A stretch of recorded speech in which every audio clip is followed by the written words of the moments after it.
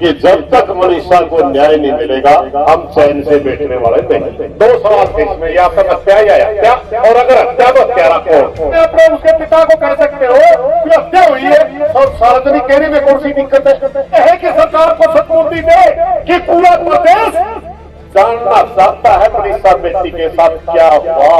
ये सीबीआई ये केस ना समझे। 10-20 हजार आदमी इकट्ठे करना हमारे लिए कोई बहुत बड़ी बात नहीं है। हर रोज करते हैं। हम चाहते हैं कि आंदोलन को हम उस दिशा में ना लेकर के जाए कि आपको हमें कितनी में मुखा देगा पूछना।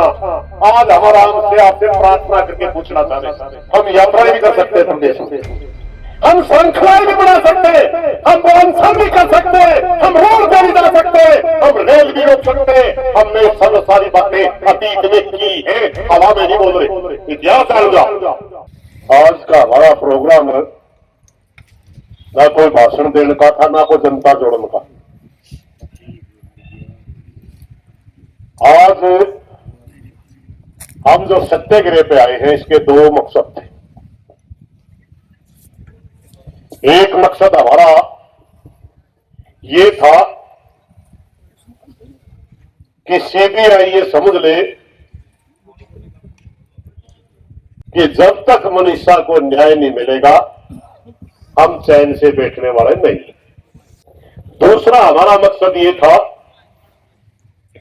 कुछ साथी बार बार चीजों को घुमा करके परिवार के ऊपर ही उंगली उठाते। आज जो अनशन पर बैठा परिवार के ही बैठे हैं और परिवार के समर्थन में हम बैठे। यह चीज ध्यान पे दे लो भाई, अगर परिवार दोषी होता तो बार बार न्याय की मांग करके वो जेल में जाना पसंद करता कि? ये दो चीजें क्लियर करने के लिए आज हम यहां आए।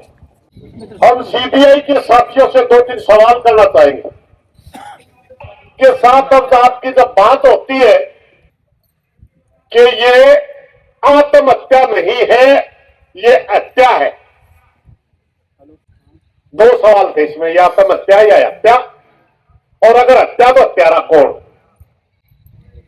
एक सवाल का जवाब आपने जब दे दिया तो सार्वजनिक इनके पिता के सामने जब आपने बोल दिया तो सार्वजनिक बोलने में आपको कौन सी दिक्कत है?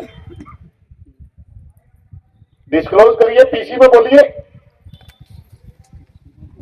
दूसरी बात, जब आप 3 महीने से जांच कर रहे हैं, आप कहां तक पहुंचे?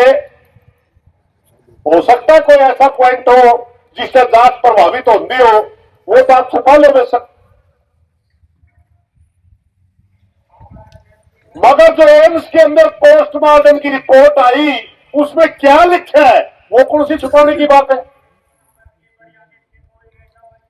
आपने कहा हत्या हुई है तो ये कहने जवाब में आप उसके पिता को कह सकते हो कि हत्या हुई है, सार्वजनिक कहने में कौन सी दिक्कत है? हम आज बडाला साहब ने आपने बताया था कि सत्याग्रह गांधी जी ने शब्द दिया, उसका मतलब था परमपिता परमात्मा से आग्रह करना कि विरोधी को सतबुद्धि दे, परमात्मा इसको सतबुद्धि दे कि ये सही को सही जाने।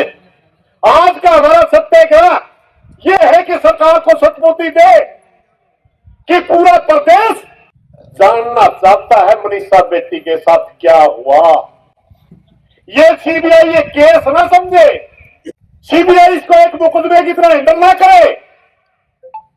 ये पूरे प्रदेश की इज्जत है, इस प्रदेश की इज्जत को किसने रोंदा? प्रदेश जानना चाहता है। इसमें सरकार का रोल भी भाई। मुख्यमंत्री जी आपसे भी हम प्रार्थना करना चाहते हैं, दोबारा हमारे को मजबूर ना करो कि हमें इतने आदमी इकट्ठे करके और आपसे फिर जवाब मांगना। 10-20 हजार आदमी इकट्ठे करना हमारे लिए कोई बहुत बड़ी बात नहीं है, हर रोज करते हैं। और इस व्यक्ति के लिए तो गर्दना एक वर्ष लिया मांग भाई, इसने उस चीज में ना जोड़ो आंदोलन के दो तरीके होते हैं, एक ये जो हम कर रहे हैं जिसको गांधीवादी कहते हैं, और एक होता है मजबूर करके अपनी बात मनवानी। हम चाहते हैं कि आंदोलन को हम उस दिशा में ना लेकर के जाए कि आपको हमें कितनी में उठा देगा कुछ। हाँ, आज हम आराम से आपसे प्रार्थना करके पूछना चाह रहे, हम चाहते हैं कि आप आराम पे हमारी बेटी को न्याय दे, वरना लड़ाई के तरीके बहुत हो रहे हैं भाई। 30-32 साल हो गए और सीखे कुछ नहीं हुए, जमा बसो दंडे कुछ। हम यात्राएं भी कर सकते हैं प्रदेश में, हम श्रृंखलाएं भी बना सकते हैं, हम अनशन भी कर सकते हैं, हम रोड पे भी जा सकते हैं, हम रेल भी रोक सकते हैं। हमने सब सारी बातें अतीत में की है, हवा में नहीं बोल रहे, इतिहास जान जाओ। अपनी बेटी के न्याय के लिए हम संघर्ष करेंगे। एक बात याद रखें, बहुत से साथी सोच के थे, भूल गए। यहां से जिस समय हमने दाह संस्कार के लिए पंचायत में घोषणा करी, उसी समय एक बात कही थी, भाई आंदोलन हमने दाह संस्कार का फैसला करा, आंदोलन स्थगित नहीं करा। हम उस दिन भी आंदोलन में थे, आज भी आंदोलन में, और जब तक मनीषा को न्याय नहीं मिलता आंदोलन में रहेंगे।